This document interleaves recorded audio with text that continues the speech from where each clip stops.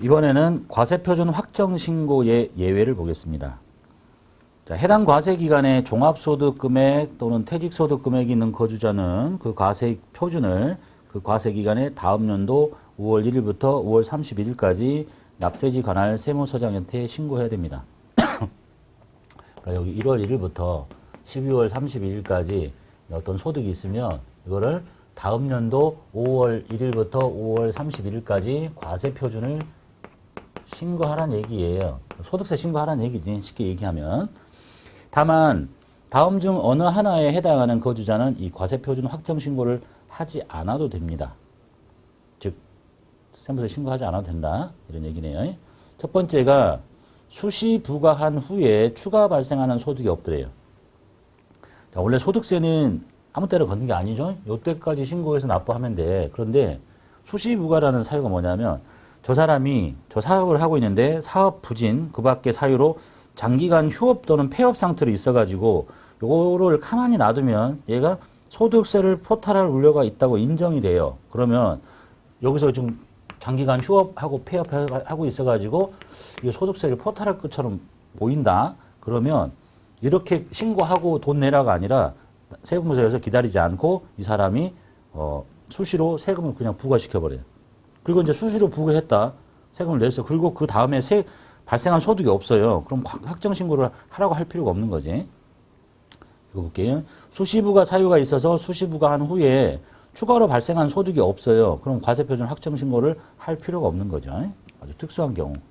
그 다음 이제 박스에 들어있는 거는 좀 알아야 되겠죠. 근로소득 등만이 있는 거주자. 그리고 내용을 잘 보면 굉장히 복잡한데 잘 보면 뭐 그렇지 않아요. 자, 여기서부터 볼게요. 이런 사람들은 과세표준을 신고하지 않아도 된다는 얘기예요. 첫 번째가 근로소득만 있어요. 근로소득만. 그러니까 직장 다니는 사람이고 나머지 소득이 아무것도 없어. 그러면 근로소득만 있으면 여러분 5월 말에 신고해 본 적 없잖아. 안 해도 된다는 얘기야. 왜 그러겠어요? 연말정산으로 납세 의무가 종결이 돼요. 그러니까 근로소득만 있으면 신고하러 가지 않아도 돼. 그 다음에 두 번째가 공적 연금 소득만 있어요. 공적 연금 소득 과세 방식 기억하실런가 모르겠는데 원천징수로 납세 의무가 종결됩니다. 얘도 그러니까 이거 똑같아.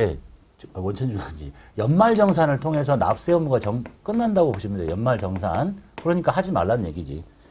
그 다음에 세 번째가 얘는 이름 써졌죠. 연말정산이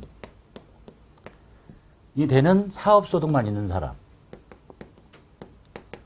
연말정산되는 사업소득은 뭐 흔하지 않으니까 예를 들면 보험 모집이나 방문 판매원인데 이 사람들이 연말정산 이외에 나머지 소득이 없어요. 그럼 다 연말정산으로 납세 의무가 끝나기 때문에 종합소득 과세표준을 신고할 필요가 없어진다, 이런 얘기입니다.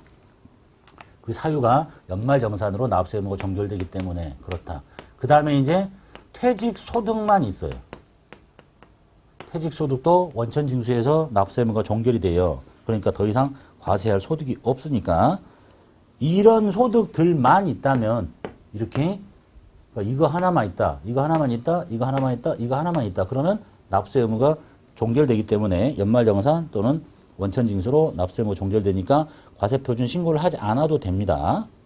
그런데 이제 오른쪽에 비고를 보면 1과 2 및 3의 소득 중에서 두 가지 이상의 소득이 있는 자는 1, 2, 3 중에 신고를 해야 된다라고 돼 있어요. 그러니까 무슨 얘기냐면 이런 거지. 근로소득만 있으면 신고 안 해도 돼. 공적연금만 있으면 신고 안 해도 돼. 연말정산인 사업소득만 있으면 신고 안 해도 돼. 근데 두 개가 같이 있다는 거야. 이거와 이게 있어.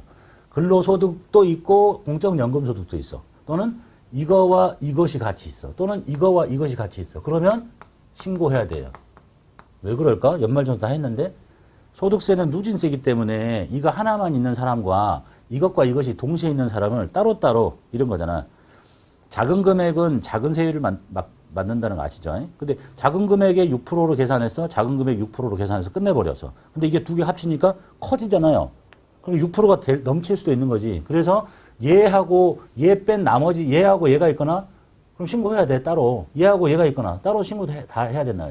얘만 있을 때 안 하는 거지. 그러니까 누진세이기 때문에 두 개가 있으면 아니면 세 개가 다 있으면 무조건 얘는 종합과세를 과세표준 신고를 해야 됩니다. 그럼 너는 왜 말이 없을까? 얘는 뭐죠? 분류과세하는 애야. 그러니까 얘하고 얘가 있어도 상관없어요. 왜냐하면 얘는 따로 계산하는 애니까. 그래서 얘 세 개 중에서 두 개가 같이 뭉치면은 신고를 해야 되고 얘와 얘가 붙어서는 아무 상관없다는 얘기지. 왜냐하면 얘는 세금을 계산하는 구조가 다르니까. 그래서 나온 게 이제 5, 6, 7번인 거예요. 이런 사람은 신고 안 해도 된다. 그것이 얘와 얘, 얘와 얘, 얘와 얘를 얘기하는 거예요. 그래서 근로와 여기 있죠. 1번에 근로 플러스 퇴직만 있다. 그럼 상관없다는 얘기야. 얘는 연말정산으로 납세금이 종결되고 얘는 세금 계산하는 구조가 틀리니까 누진세하고 아무 상관이 없어져요. 그 다음에 6번이 근로와 공적연금하고 공적연금 플러스 퇴직만 있더라. 그러면 상관없는 거지. 그 다음에 이거 7번이 연말정산되는 사업소득과 퇴직만 있더라. 그럼 상관없는 거야. 얘끼리만 붙으면 안 된다는 얘기지. 그래서 이게 5, 6, 7번의 뜻이에요. 즉 이유는 오른쪽에 설명됐죠. 퇴직소득은 분류과세하기 때문에 이렇게 조합을 이루어도 세율에는 아무런 영향이 미치지 않는다라는 얘기입니다. 그 다음에 8번이 분리과세 이자. 분리과세 이자, 그 다음에 분리과세 배당, 분리과세 연금, 분리과세 기타 소득만 있어요. 분리과세가 뭔지 아시죠? 원천징수로 납세금을 종결시키는 거야. 근데 이것만 있더래.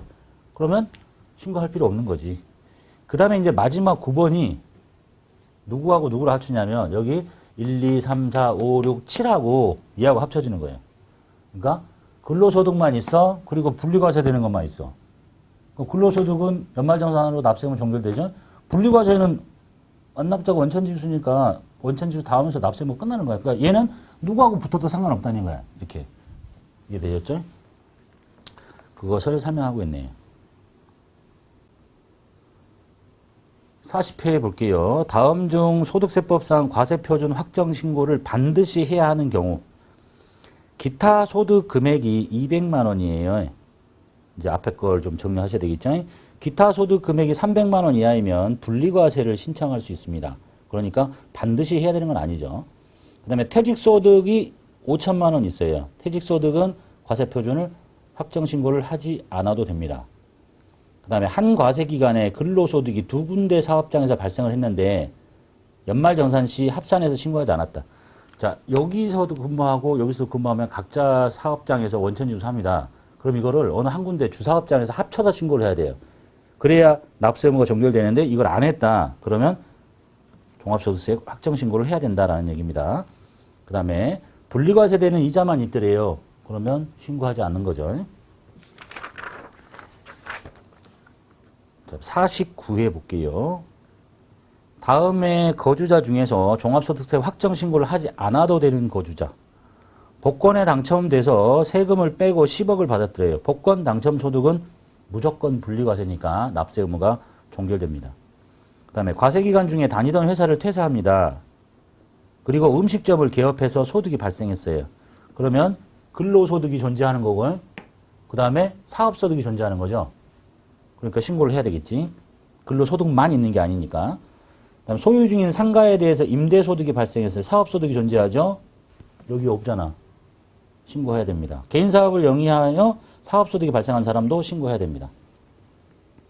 그 다음에 55회 다음 중 소득세법상 반드시 종합소득 과세표준 확정신고를 해야 하는 사람.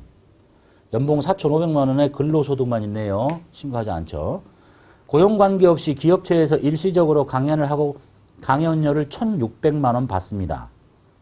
기타 소득이겠죠. 기타 소득이 1,600만 원이면 일시적인 강연료는 필요경비를 빼줘야 되겠죠. 근데 이제 필요경비가 이 강의료가 언제 건지를 모르는 거니까 뭐 70% 뺄 수도 있고 80% 뺄 수도 있고 일단 작은 걸 뺐다 칩시다. 큰 걸 빼도 그렇고 작은 걸 빼도 그래도 결국은 여기가 300만 원을 초과하게 돼요. 그러니까 분리과세를 선택할 수 없어요. 그다음에 세 번째, 그러니까 신고해야 되겠죠. 국내 금융기관의 정기예금에서 발생한 이자소득 중에 1,800만 원, 즉 금융소득 2천만 원 이하는 분리과세가 가능하죠. 그 다음에 총 수익금액 7천만 원인 보험 모집인. 보험 모집인이라는 얘기는 여기서 이런 사람 말하는 거죠. 연말정산 대상인 사업소득만 있는 사람 확정신고 하지 않아도 됩니다.